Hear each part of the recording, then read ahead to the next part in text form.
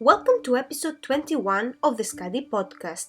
This episode is the second of a series of episodes on the topic the Greek crisis, an Odyssey and its legacy. In this retrospective, we uncover the gripping tale of Greece's bailout programs. Get ready to explore the behind-the-scenes negotiations, the impacts on everyday lives, and the lasting lessons from a nation's struggle for financial salvation. Stay tuned for an in-depth exploration of Greece's bailout epic. Join us as we discuss the origins and impacts of this financial crisis that has captured the world's attention. We hope you enjoy! On our previous episode, we uncovered the reasons behind the Greek crisis. We went back in time to find out how the economic mismanagement and excessive spending/lending led Greece from financial euphoria to dysphoria. Greece's debt crisis revealed a major weakness in the Eurozone structure: the lack of a mechanism capable of managing fiscal crises in member countries. While the crisis was ongoing, Greek bond rates were rising to attract investors that they were avoiding to invest, even in moderate uncertainties. The high interest rates were worsening the country's deficit.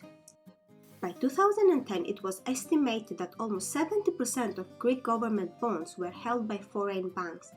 The main concern for the banks holding Greek debt is that it would be downgraded by the credit rating agencies. This means the bonds that the banks were holding could no longer be used as collateral at the European Central Bank. The EU initially avoided sending a message of support to Greece, invoking the non-proliferation clause is the Article 125 of the Maastricht Treaty. But when the crisis deepened, there was a fear of a domino effect that would also impact other vulnerable countries of the Eurozone. Euro was in danger. I do remember this time well, because the whole European debt crisis started in 2009 with the disclosure from Greece that the budget deficits were much bigger than the people thought. So, well, I was trading European equities at the time, and there were quite extreme price swings in the market where everybody was trying to figure out who had exposure to Greek debt, and not just through Greece. What other European countries would also be in trouble. As a response to the European sovereign debt crisis, the European Central Bank wanted to increase liquidity in government bonds and launch the Securities Market Program, SMP. This program allowed the European Central Bank to purchase government bonds of struggling European countries on the secondary market in order to boost market confidence and prevent further sovereign debt contagion in the Eurozone. The European Central Bank proceeds spending 40 billion euros buying Greek debt. In addition, European leaders also agreed on a rescue package worth 750 billion euros to support struggling European economies.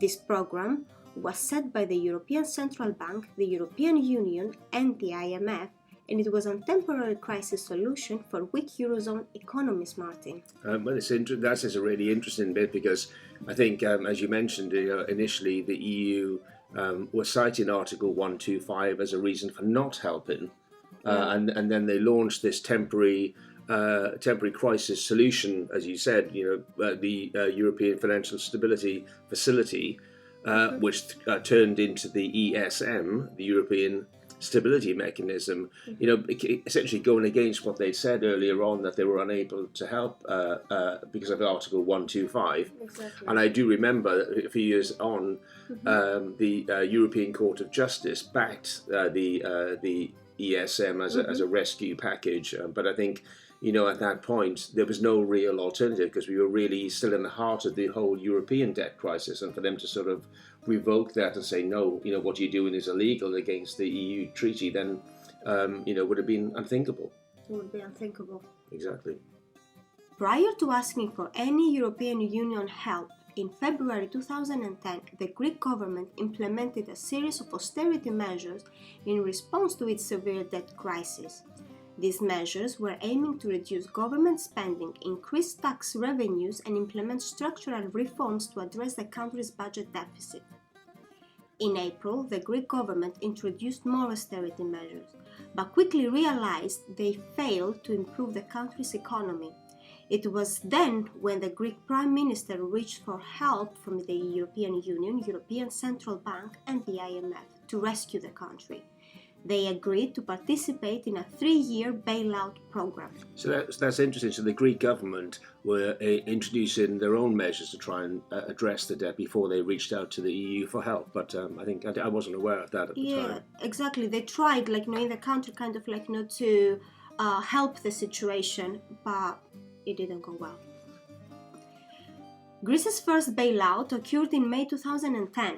And it was a financial rescue package in response to the country's escalating debt crisis, amounting 110 billion euros provided jointly by the IMF, the European Union, and the European Central Bank.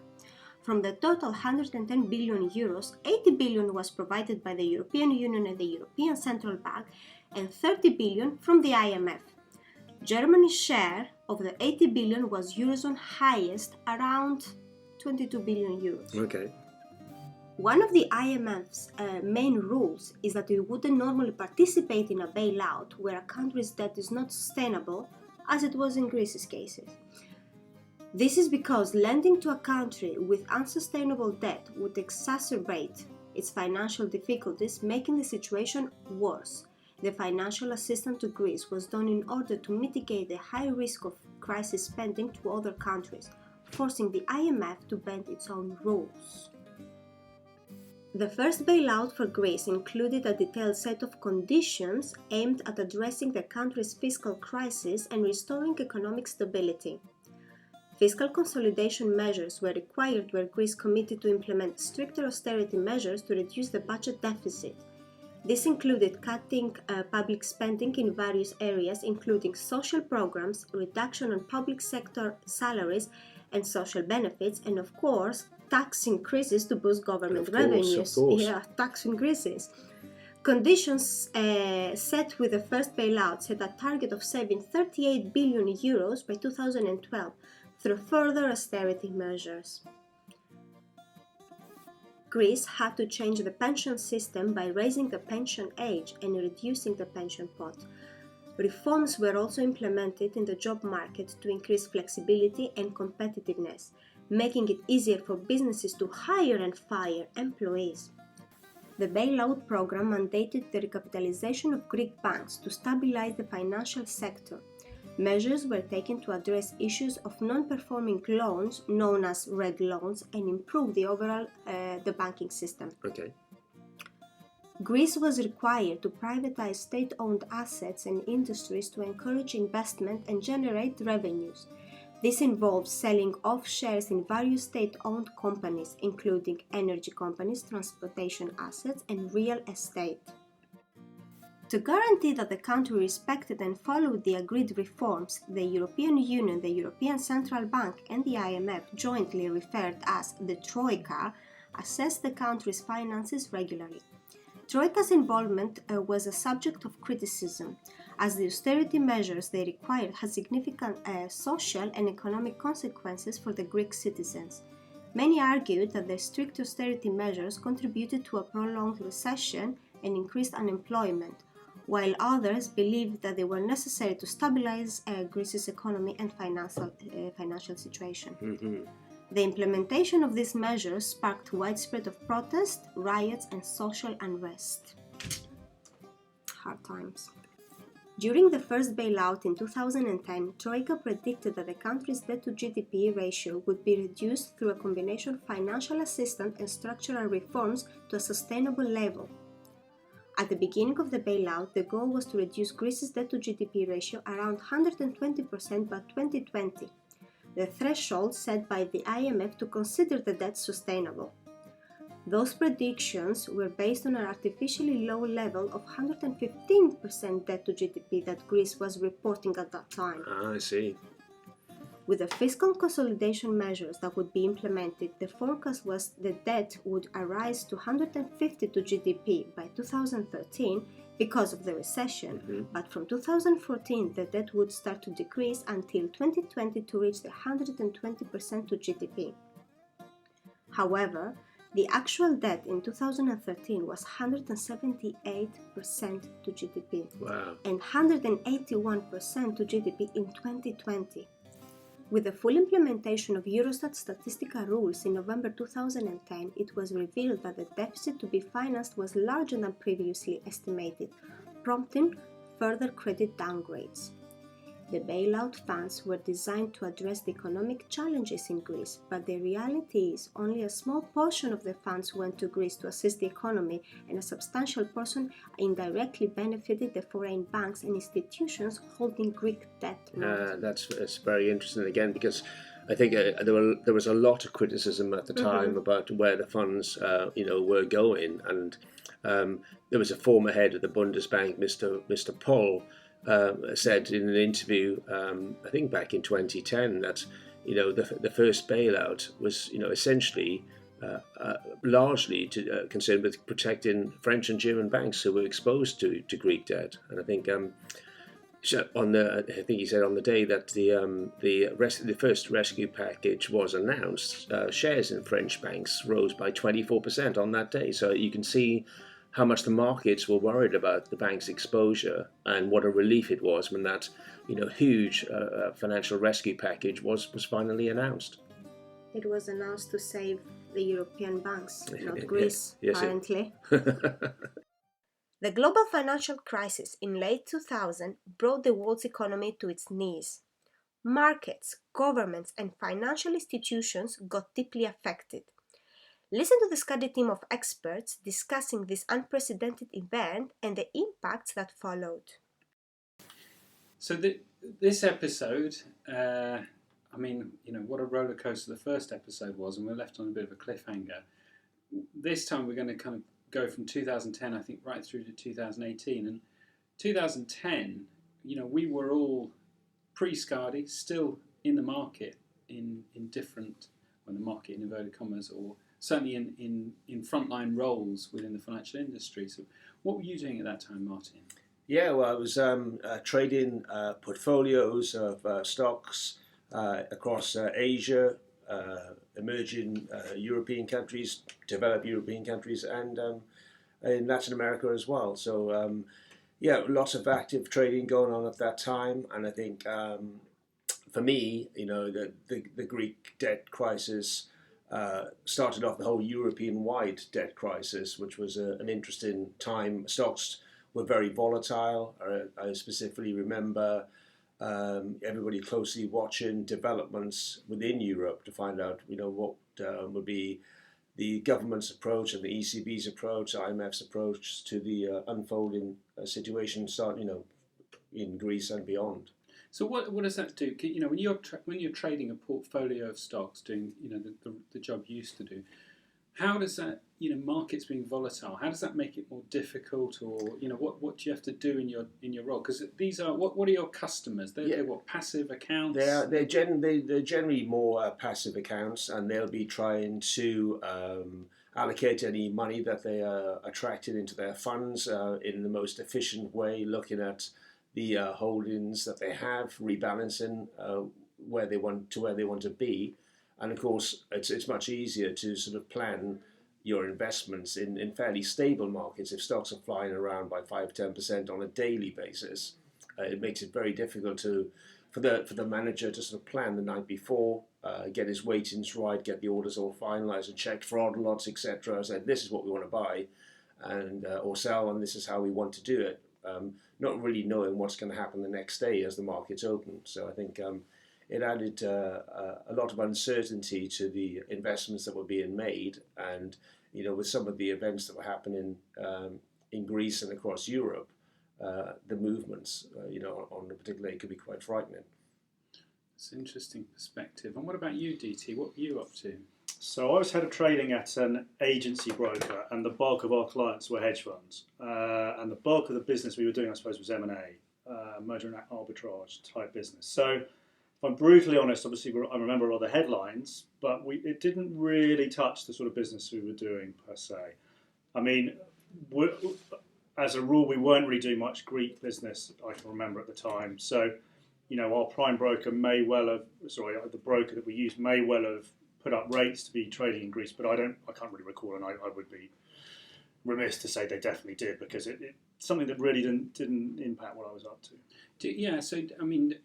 I guess that follows a question really, and I think you've answered it already, but at times like this, you do get sort of edicts from market risk management, credit risk management, limiting activity, don't they? Because you kind of go on watch. I certainly remember that in my career. Yeah, so we were something called we had a Model B clearing arrangement with someone called Pershing, and that means that we could act as a broker, but we couldn't commit any of our own capital. We would have to have a certain amount of capital that sat with them to allow us to do business, and that's mostly just to make sure that when there's a mismatch of things trading and then settling 2 or 3 days later, that there's cash in the account to sort of help facilitate that. So I would assume that they would, for their clients, Pershing this is, have jacked up rates or jacked up deposits that were needed to be able to trade Greek equities. And Greek equities generally as a whole, certainly back then, I remember were trickier to trade, especially trade short, because if you got caught short on those, the buying rules in Greece were very strict. Now, I'm not sure, I can't opine if this was post the crisis or this has just always been the way. Dave, you may have a better feeling on that, but we'd always have to be very clear in Greece about if a stock was held locally or in Euroclear, because there's a difference on how those would settle. And to move from one to the other, I remember always being a real pain for our ops, as I'm sure Dave can probably testify well, to. It's a great point to bring Dave in, really. What were you up to, Dave? So on my side, in 2010, I'd just been hired at Santander to set us up as a primary dealer in government bonds. Now, although it was a Spanish bank, this was in the UK name. This was the old Abbey National Treasury Services from when Santander UK bought the bank. So we were putting in everything from reconciliations, controls, electronic trading, TradeWeb, Bloomberg, CTM, electronic trade matching, and of course, for the first time, the concept of onboarding thousands and thousands of all these sub-funds for the buy side that we'd have to start facing. Wow. So that's a pretty interesting time in an interesting institution to be setting yourself up. Funnily enough, the Abbey National, to sort of take it all back full circle, had a JV with Bearings when Martin and I were at Bearings way back. That business has passed around the street in a number of different guises before it ended up in Santander, interestingly enough. Where were you, Nick? So I was in a kind of interesting transition where post 2008 I left my big trading job at Deutsche Bank in Asia, returned to the UK, markets imploded with Lehman going bust, and I found myself out of work for, I think, the second time in my financial career. Very, very tricky and difficult, but I then made the move into interdealer broking with GFI, which I started in 2009 and carried on through till the beginning of 2011, when I was offered my last hurrah in trading at Cantor Fitzgerald. But I never considered that a trading job, because it wasn't a trading job, because actually the capital that was discussed, let's say, I would say promised, but discussed before I got there, they weren't able to produce that capital actually once I'd arrived. So then it became a broking job, and then that finalised my decision to come away and start Skadi. But I think what was interesting in doing that job, and this was sort of part of why I wanted to have this discussion, is we've all been involved through our careers in times where you've had crises. And when you're in a crisis, obviously, servicing customers is difficult, trading is difficult, operations is difficult, there's stresses and strains. But also, afterwards, you never really know, or you never feel like you're out of a crisis. It takes a while for you to kind of realise that things are okay.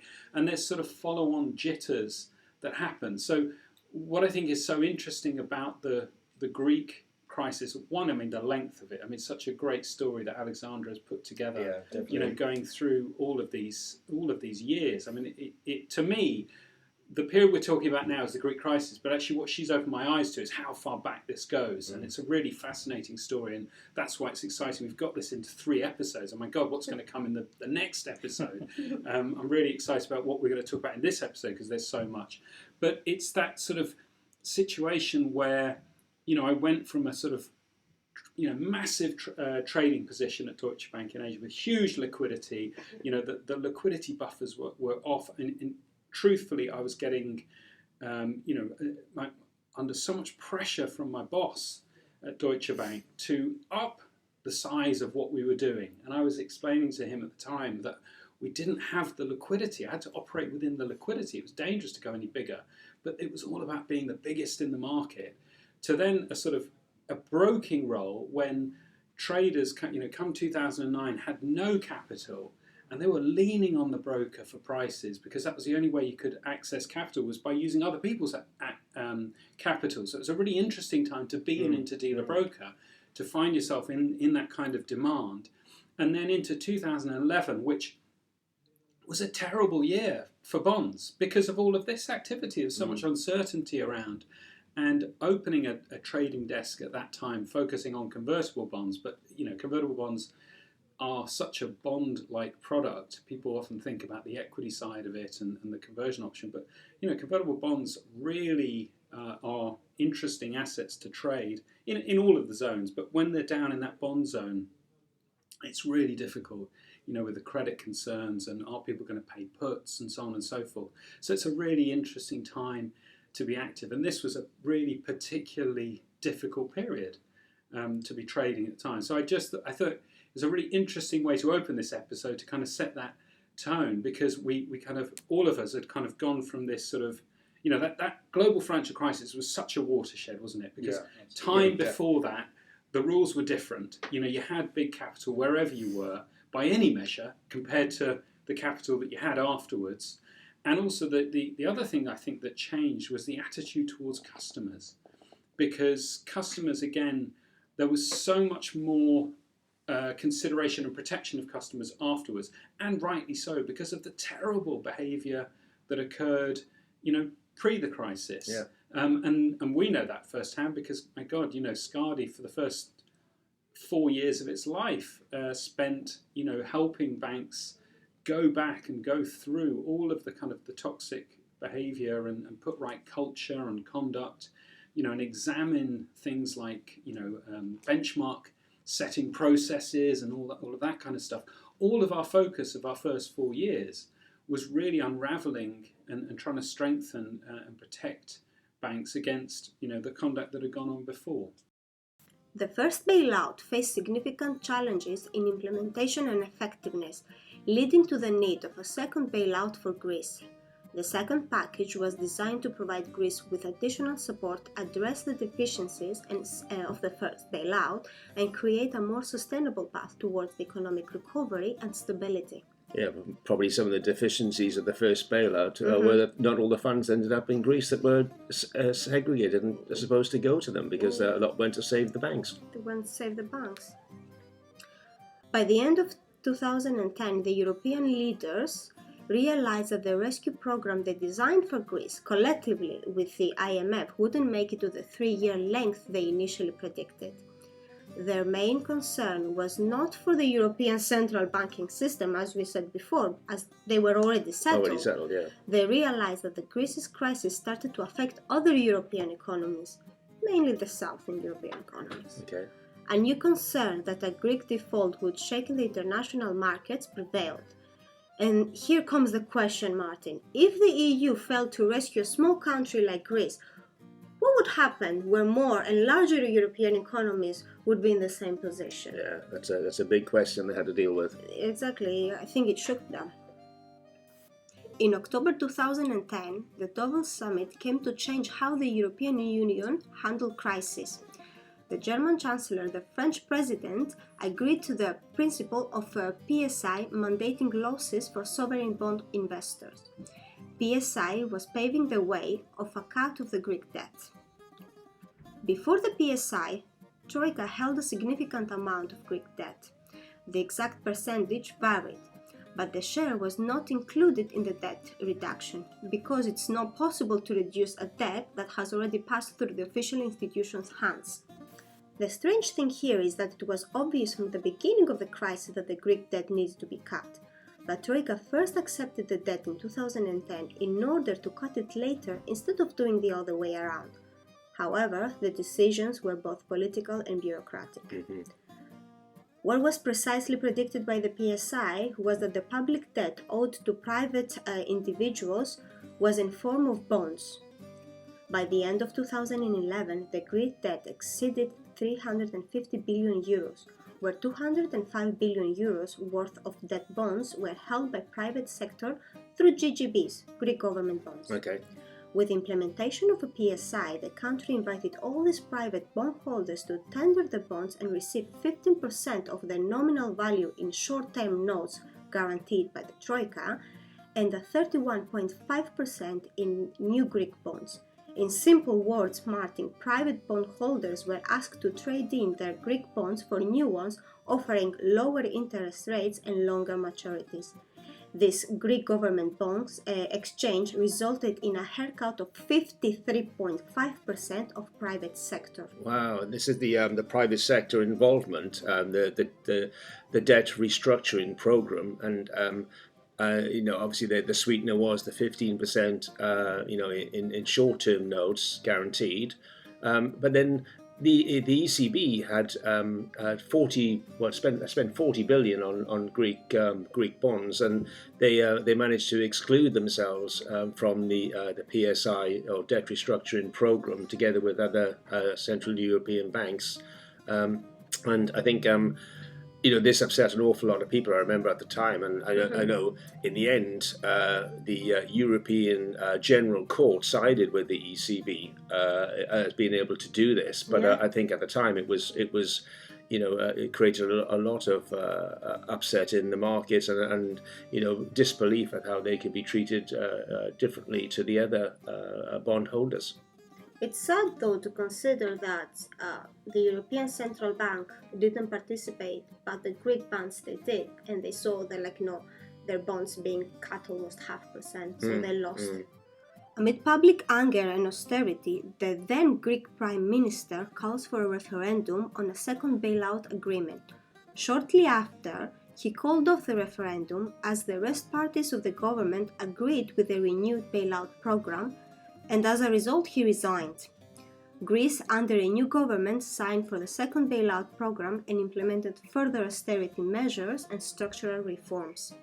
The Greek government announced the terms of the bond exchange on February 2012 and invited bondholders to tender their bonds the following month. If a large percentage of private individuals consent to cutting the debt, it would become compulsory for the rest. The government imposed a collective action clause which forced any reluctant investor to accept the exchange. Among the bondholders who saw their bonds cut were the Greek banks, which had deposited a large part of the public's deposit in these bonds. Yeah, I remember that collective action clause was inserted into the agreements of the domestic bondholders afterwards, and I know that there were foreign bondholders, or some foreign bondholders still there, obviously not as many as there would have been at the start, but a lot of those got restructured as well, but there were holdouts, there were a number of bondholders that held out, totaling I think about 6.4 billion euros, and eventually the Greek government actually did settle and pay them out in full so that they didn't have to have a haircut either. So I think the remaining foreign bondholders that didn't go for the restructuring plan in the end got their money back, but I think it was a bit of a long drawn out process. Overall, the PSI cut 106 billion euros. It also generated losses for the Greek banks that would need to be recapitalized. Those losses were necessary to be returned to the banks to prevent them from collapsing. Okay. The recapitalization cost the Greek government approximately 38 billion euros, of which 18 billion was estimated to be due to the losses from the PSI, and the rest to other operational losses of the banks, mainly due to bad loans, the red loans as we said before, and the general crisis. Okay. In those times, the Greek economy had little liquidity, and it was obvious from then that the Greek banks would live in poverty in the coming years and a new recapitalization would be necessary, as it happened. After the PSI bond exchange, Greece received the second bailout package amounted 130 billion euros, larger this time. So this time through the EFSF rather than directly from the European Union members, reducing the risk of a Greek collapse and the Eurozone as a whole. The success of the PSI in Greece was a matter of debate. European Union considered successful because it helped Greece to manage its mandated debt crisis and avoid the default. However, the broader economic and social impact of the austerity measures in combination with the ongoing challenges in countries' financial recovery have led to ongoing discussion regarding the overall success of the program. Interesting. So what's amazing, always what I love with this career is when you've been through something, you move forward 10 years and then you look back and you almost can't believe, you have to sort of pinch yourself at what went on. The PSI is quite an incredible bailout, and it really underlines one of those things that happens, and this sort of feeds so much through to the kind of expert witness work that we end up doing, because it's just such fertile ground for disputes. Any situation where you get one class of investors or holders treated by a different class just leads to so many problems. Immediately you end up with those disputes, but it's the precedents as well. It's what it does going forward. And I often sort of say, the markets have short memories, but the markets actually have very deep memories for certain things. And I can think of a similar situation, thinking about how the ECB treated itself versus other bondholders in Greek paper. You had a kind of similar situation with India, with the FCCB market during the aftermath of the global financial crisis, where there was a court ruling that treated Indian domestic banks better, effectively made them senior in terms of the money that was owed to them by issuers versus the holders of FCCB paper. So it effectively juniorized FCCBs, which was great. India protected its financial institutions, but it did mean, and because I was trying to sell Indian convertible bonds in 2011 through a JV with GFI and ICICI Securities, that hedge funds just wouldn't buy Indian FCCBs, or certainly they would never consider them under the same sort of terms that they would have done 4 years earlier. So it can be very, very damaging to a market going forward when you have these kind of decisions, because rightly so, investors think, my God, the risks inherent in this stuff is so much more present than we realised. And I think you made the point, Martin, that then people kind of looking around the rest of Europe that this could happen in other places, right? Yeah, I think obviously the size of this just unprecedented in what they did. The ECB had 40 billion euros worth of bonds themselves. You had, as you said, the domestic investors. You've got the foreign investors, and people from the market side. If you look it in, and watching what's happening to the foreign bondholders, basically being forced to accept a haircut. The domestic bondholders being forced to take a haircut, and some foreign bondholders restructuring, some foreign bondholders holding out. The confidence drains from the whole bond market, and everyone's looking at other countries in similar distress and thinking, why would you hold? If you're a domestic bondholder, why would you invest? It's because you just don't know if the terms that you think you've got are going to be overturned. And that's always an interesting point as well, DT. We've had it over the years where someone turns up with a piece of paper that's slightly off the wall because they've been a kind of holdout investor. Yeah. They haven't accepted the terms on something, and then they want a price on something that's a little bit different, not as liquid, probably not fungible. I mean, we've had situations like that, haven't we? We have, yeah. I'm scratching my head. Chuck me under a bus, why don't you? Well, I certainly can remember a circumstance with Cubana Airlines that turned up with a line of paper at a time when obviously Cuba sanctions way back then, yeah, where you couldn't deal with them, and they were looking for a market in this piece of paper. So it wasn't necessarily that I think that was Quant was the stock, I think.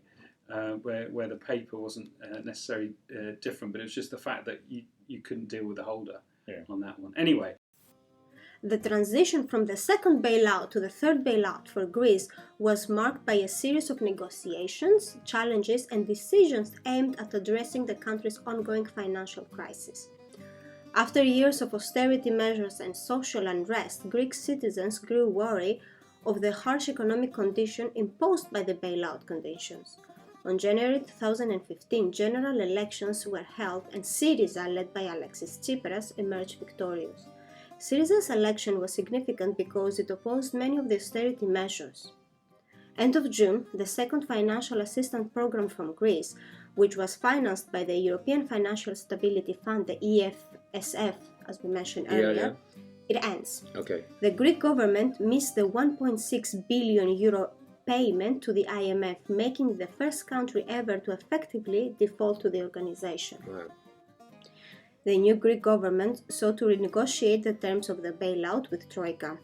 The negotiations between the two proved challenging, with Greece requesting debt relief and relaxation of austerity measures. The standoff raised concerns about a potential Greek exit from the Eurozone, the so-called Grexit.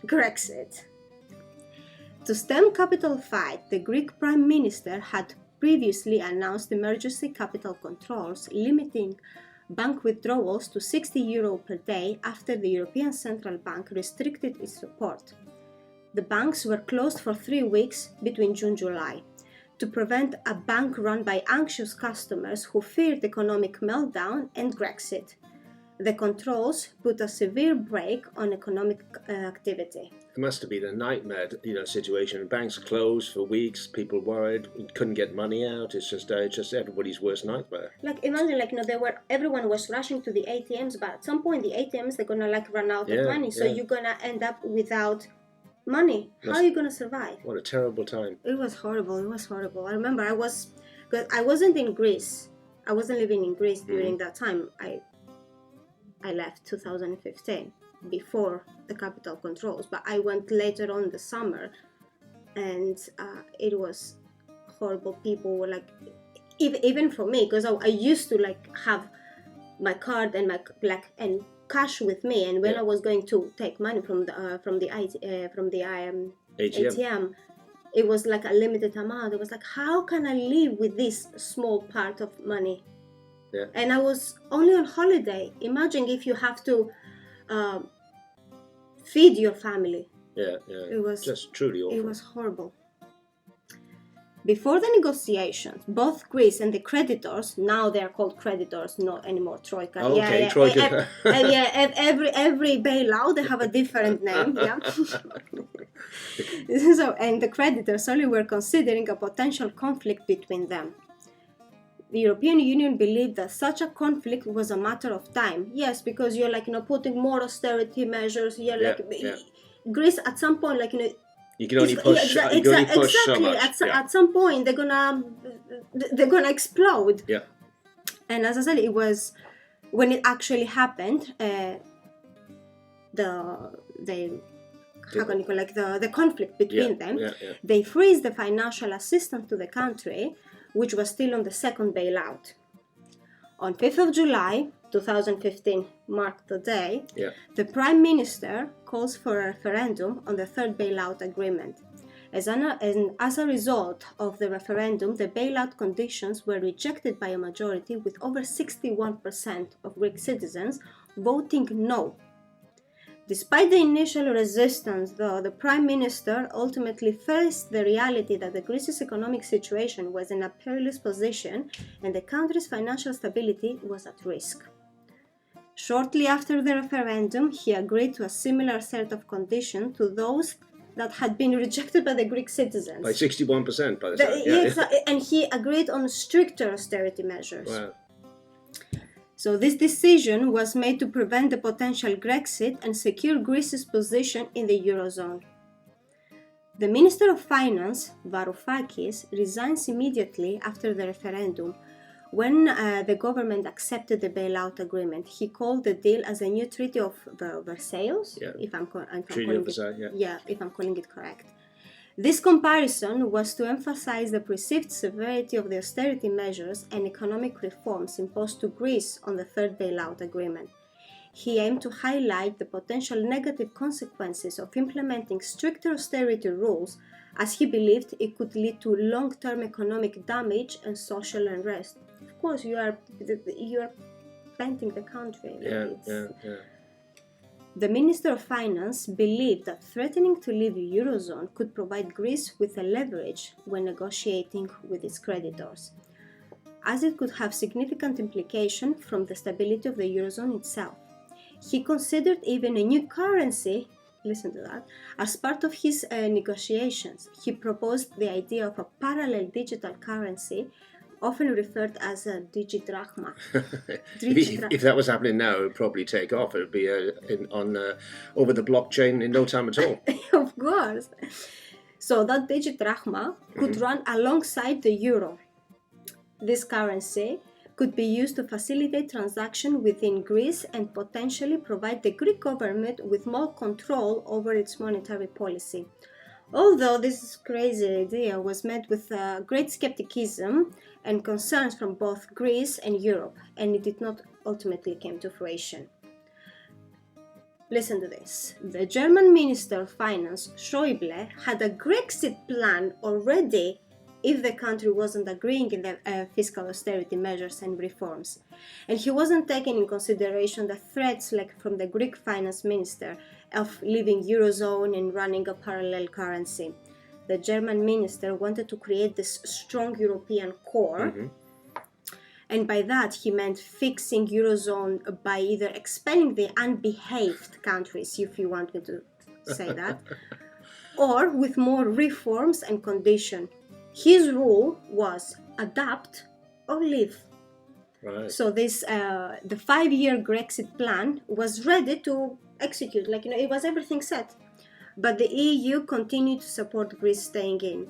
It was then when him and Merkel, they had the conflict between them, because she wanted to help Greece, she wanted to keep Greece in Eurozone, but he said no. And I think in the UK, obviously there are strong domestic issues and a split party with regards to a healthy dose of Euroscepticism. And I think, with all this happening in Europe and the ECB changing their rules, the EU changing their rules, with regards to Article 125, the IMF bending their rules, and the drive for ever closer financial cooperation and sharing of burden. I think it would have had effect, and many people think that it had quite a strong effect on the government's decision in the UK to bring up the idea of a referendum on leaving the EU in 2013, ultimately leading to the vote to leave in 2016. So I think this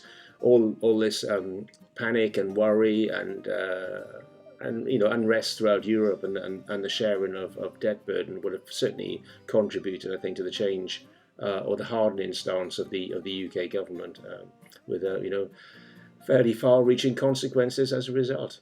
David, at the same time, there's pretty big things happening in Spain, weren't there, at this time? Yeah, there were. So we were in London, but what happened to us, it was the first half of 2012, we had to urgently take in cash deposits in London in the name of the bank set up in the UK. Why was this? That was because of the downgrades that were happening to Spain as a country.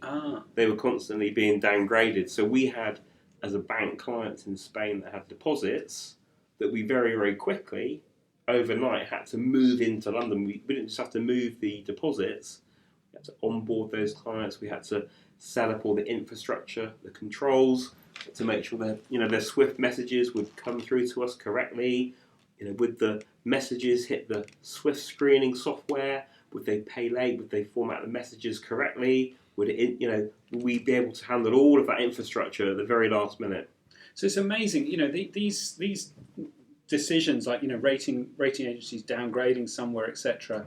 You can see that manifested in price action, but you never realise that kind of operationally the strains it can put institutions under, because there's a domino effect that goes on that you've just described, going on behind the scenes, right? Exactly, yeah. And working in the kind of off the cuff on operations, this is a classic case of where you're the first person that's got to do it, but you can maybe be the last person to find out. So you're having to mobilise very quickly to get up to speed with this, which is of paramount importance. These huge deposit balances coming over, these clients that you've not spoken to before, they're going to pay the funds on time. Can they format their SWIFT messages correctly? Are they going to, hit an amendment queue, things like that? Well, the reason for that is because all of this stuff takes place, and the front office are just frantically dealing with stuff, going for it, but they have no concept of what's going to go on behind the scenes, in ops. That's right. And that's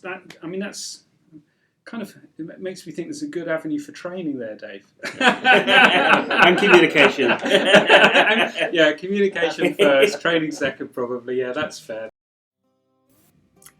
Before the third bailout, European Union granted Greece a short-term financial assistance, a bridging loan, of 7 billion euros to cover critical debt repayments to the European Central Bank and the IMF. The repayments were required to be paid immediately, within a short amount of time. The third bailout for Greece, which was agreed on August 2015, was amounting 86 billion euros and was through the ESM. Greek banks got 10 billion euros to recapitalize them. While the IMF participated in the previous two bailout programs, on the third one refused to participate until the creditors provide Greece a significant debt relief to make the debt sustainable. The program came with a set of targets that Greece had to meet in exchange for the financial assistance. Okay. These targets were often a source of political and social tension within the country, leading to protest and general public unrest. The implementation of such measures was a challenging and complete process, and it remained a topic of debate and discussion throughout the third bailout. Greece, though, implemented the reforms step by step throughout the years until the end of the programs. Right, they made it through. During the third bailout, the credit rating agencies upgraded Greece as the country was making a significant progress implementing the reforms. The upgrades were progressive, reflecting improved confidence in Greece's ability to manage the debt.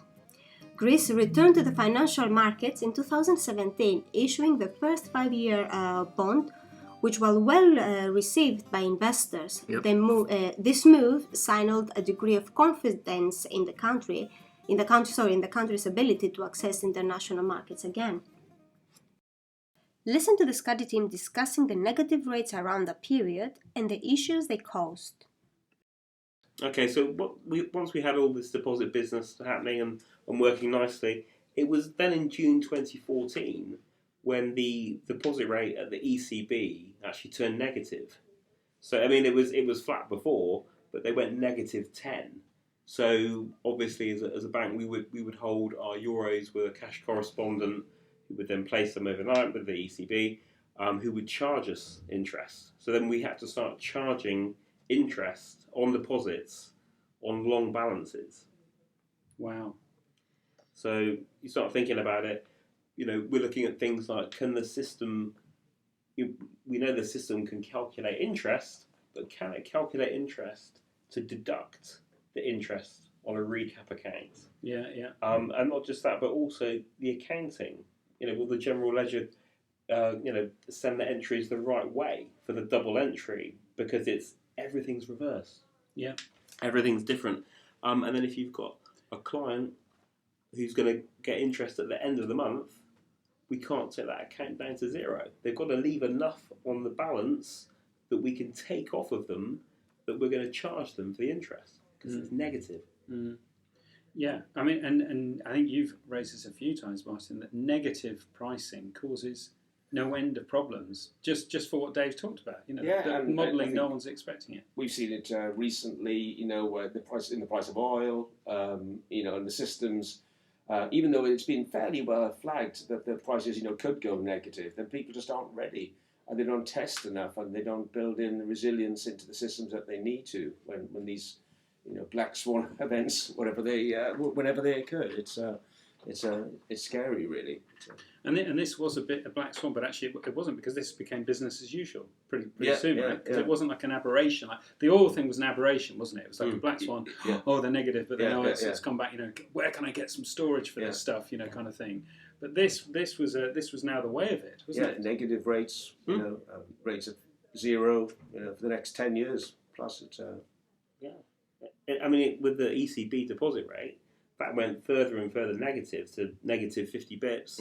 And it was only last year, July 22, that it actually got to a flat rate. So, as we say, this isn't something that's just happened one day. This became the new normal. Yeah, and that becomes the norm. And then as soon as they start going up rapidly over the space of a year, you got regional bank failures. And, whoa, what's this? We haven't got 0 rates anymore. It's where's all the free money gone?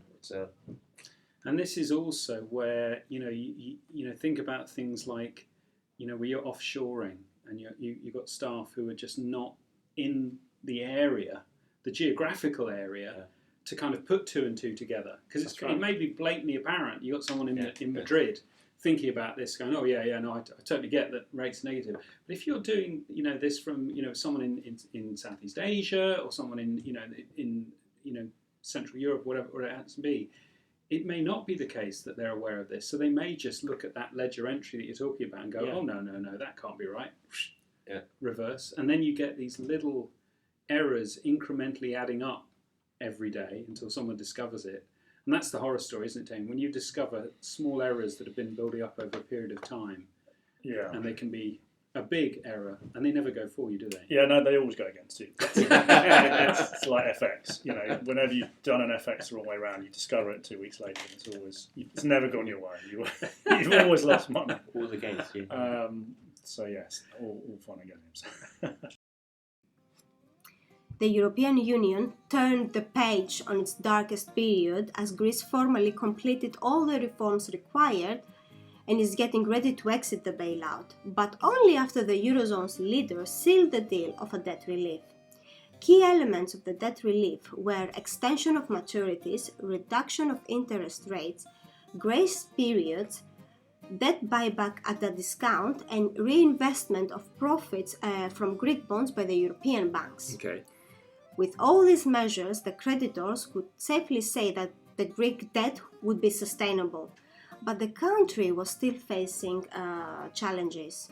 For many Greeks, the years of economic hardship were severe. People were desperate, they were hopeless, were struggling, they were protesting, they were rioting as they suffered the strict austerity. It's normal. Oh, definitely.